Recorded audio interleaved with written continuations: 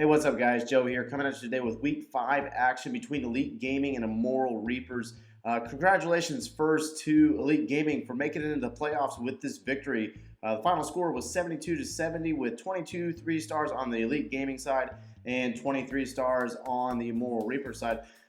Crazy week here for me at work. I got a couple more weeks down here in Texas, and that microphone right there is entirely too powerful for this room. High ceiling, sounds like crap, and I really don't like it, but hey, we're going to power through, and we're going to take a look at some great attacks. Starting on the Elite Gaming side, I've already asked for permission to use this attack. Town Hall 10 versus Town Hall 10, and it's actually marked from Immoral Reapers on Doc Jekyll this time around on Elite Gaming. Awesome 3-star attack. Basically, go Bo La Loon. Pretty typical with Town Hall 10 over here on the competitive side of the house. And starting out with Baby Dragon, Golem, a couple wizards for setting up the funnel, wall breakers to crack open that first compartment, and very patient, just not rushing it, getting his heroes down, and then following it up with the bowlers that are in the clan castle, going in after the air defense here and the clan castle troops, as well as getting rid of that archer queen that's here in the center of the base.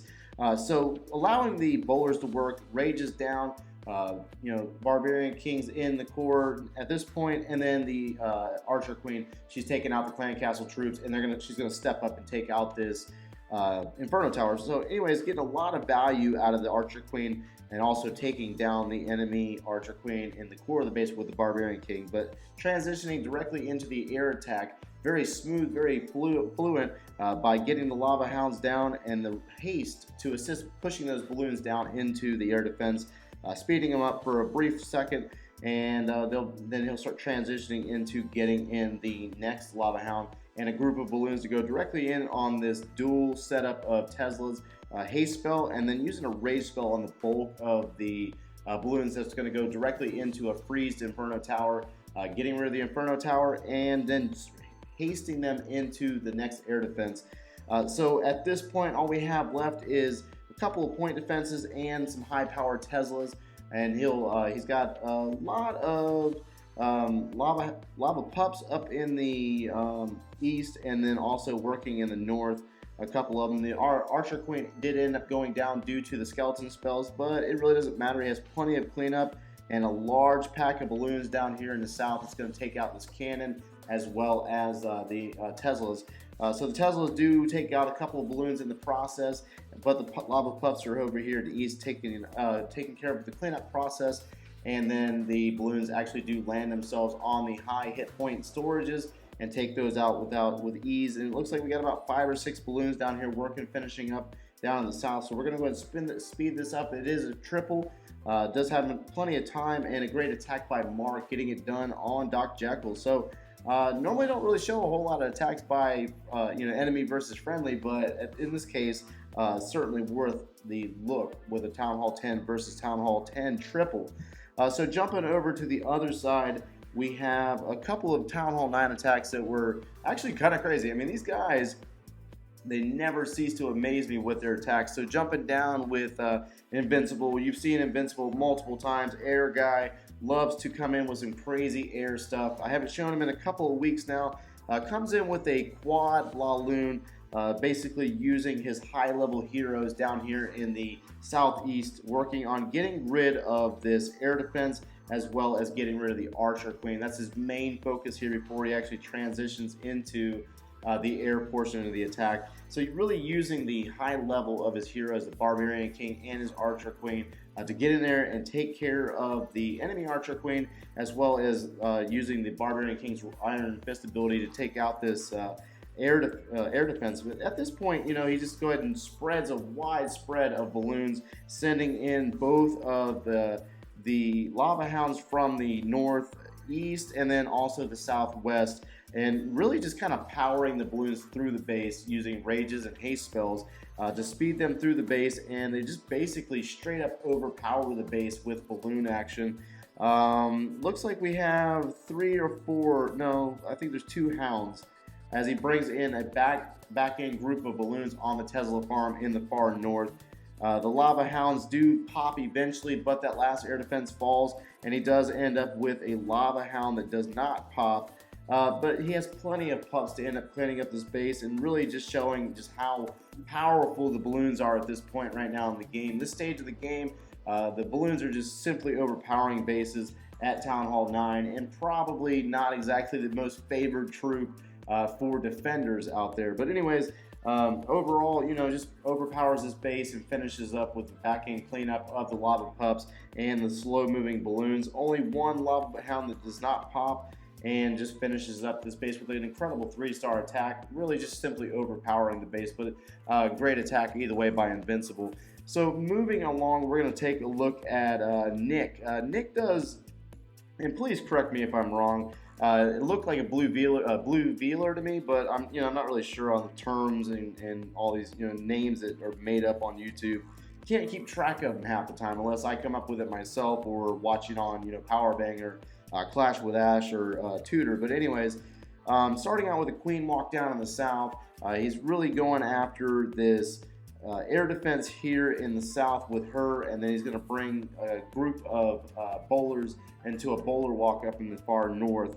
So really kind of patient here with the archer queen walk. Not a lot of point defenses really down here to hinder her too much. Everything's kind of spread out on the space, a little funky setup with the wizards and the wizard towers and the air defenses on all 4 corners of the base. So uses minion on the single builder set over by the town hall, just kind of picking off structures, sniping them off in the process while the archer queen works, and then he transitions in the north by bringing in the bowlers from his clan castle and 2 healers to sit on them while they set the north side of the funnel, and really taking out a couple of structures up there before he drops his Valkyries. And then he'll drop his Barbarian King and then drop the mass group of Valkyries, and they'll start working towards the center compartment of this base using a rage spell, dropping his poison, pre-dropping the poison spells for the clan castle, as well as dropping a heal spell ahead of the Valkyries. Due to the speed of the Valkyries, goes ahead and gets that rage down. So they're basically just straight up raged through the core of the base, taking it out in a quick manner. And at this point, the healers have transitioned over to the Barbarian King, as he loses health. And a couple of Valkyries have just kind of spread out. The Valkyries have split, and they've gone in 2 different directions. They got a group over here in the northeastern compartment, taking out structures, assisting those bowlers, and then a couple down here in the south assisting the Barbarian King, as Nick brings in a couple of Hog Riders to take out the last couple of remaining defenses down in the south. We do have a Troll Tesla down here in the southernmost compartment, or not compartment, goodness gracious, down in the far corner. It doesn't really matter though. He ends up having a swag rage spell left over as the remaining troops get down there and take out those last 2 structures. So a great attack by Nick, taking out number 13, Lasseri. Anyways, moving on, we're going to go down to number 18. So Jacob, oh my goodness, this is like 3 weeks in a row. Jacob just is like he's a gambler. I mean, just loves to do these wild, crazy attacks and do fun things, and just coming out with some interesting stuff. So this is basically a Gobo drag Laloon on the back portion, a couple of drags to sweep the south. But anyways, Jacob starts with a Shattered Golem over here in the northwest, using them to team up on this archer tower and then spreading out his wizards to take out the structures around this archer tower, allowing the golem to just kind of sit for a moment. Doesn't bring wall breakers for this. He does have 2 jump spells in his composition, dropping both of his heroes and his bowlers to start working and going into the jump spell. The wizards will spread out and end up getting picked off by the bomb tower and the Tesla, using a rage spell and a heal spell to follow it up, and really is just going after these air defenses that are kind of spread out in the core of the base. So the bowlers do actually decide only 1 goes inside and 1 or 2 go up to the north and do get picked off by the Teslas in the north. But anyways, Archer Queen decides that she wants to go around the south end, and he does have her Royal Cloak ability still queued, and he does have 4 dragons coming up from the south. Uses her ability to take out the enemy Archer Queen, and then it's really just on the dragons to kind of sweep up through the south, moving in an eastern manner up towards the north, taking out these structures along the way. So a little bit of a time-consuming attack with the 4 dragons, just slowly moving up. But they are sort of basically tanking for the Archer Queen as he gets a haste spell down, and he's going to basically launch a Lava Hound and his balloons up up from the south or the east, and moving directly into the splash damage of the wizard towers. Whole lot of heat around this air defense, popping the Lava Hound very quickly before anything's able to get there. But the air defense does actually fall, and really at this point it's all on the dragons, because the wizard tower is going to assist with taking out these balloons. And you got 3 more Teslas up here in the north, which are going to just continuously pick off the balloons. So really the balloons are tanking for the dragons, and then the dragons are tanking for the Archer Queen. So the Archer Queen has been sitting on this small thread of health for quite some time as she moves around the south, up into the east, and back into the north.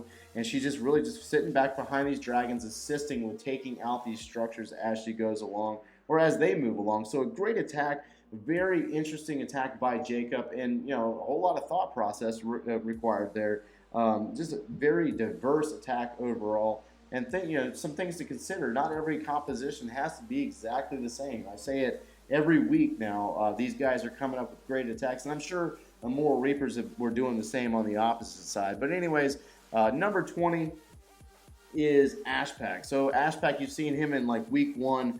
Doing an air attack. I think it was an attack just like this, as a matter of fact. It's basically the Queen Charge La Lunian, where he brings minions and Lava Hounds and balloons to take out the base, but it's following a long drawn out Queen Charge. So he starts out with the Queen Charge up in the north, walking her for a bit, going after these grouped up wizard towers, which is never actually a good thing for an air attack. If you get rid of those, they don't really hinder the balloons as much. And then the Barbarian King is tanking for the group of wizards that do actually take out the first air defense, followed by the Archer Queen as she circles around to the south and uses a jump spell for her. He brings a single Valkyrie as well as a couple of wizards to take out these spread out structures that are on the outsides of the base, and really just basically sending the Archer Queen directly into the base, using the jump spell to get her into the base. No need for wall breakers. That's a whole lot of ground to cover with wall breakers. Using the first rage spell, he did have to pop her ability because he was a little distracted by bringing in the balloon from the south. There wasn't really any significant value down there by doing that, but he does end up having to use the Archer Queen's ability because he lost contact with her while he was dropping that balloon in the south. So he does have to do a double rage setup as she moves into the Barbarian King, and then she'll step into this Archer Tower, or goodness gracious, Archer Tower. What would be really an Expo.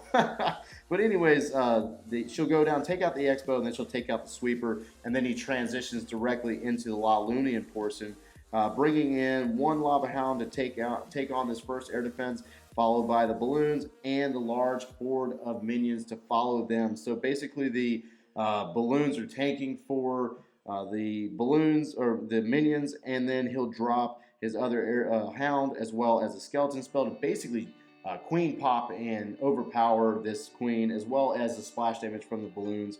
So really the Archer Queen being in with an air defense wasn't necessarily the best pick on this base design. And all defenses have fallen after this mortar falls, and basically the minion horde and lava pup horde will finish off taking out the last remaining structures, as well as having a poison spell to swag on the clan castle. So another great attack by Ashpack in week 5. So we haven't seen him in a couple weeks, and that's just because he's really mainly an air attacker. So moving on to the last attack, EFX. You've seen EFX, I think it was week 2 or week 3, I can't recall exactly. Number 24, we're going to finish it up with this last final attack. EFX does a bow witch with back end hogs. That's really the only way I can describe it.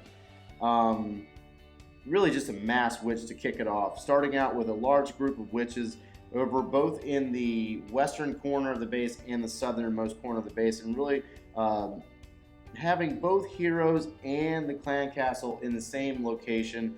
Drops his poison spells, and he will drop a random, golem to tank for everything. So everything's focused in on that, the heroes and the Clan Castle troops were focused in on that golem and really just get surrounded by the skeletons and the bowlers and EFX's heroes.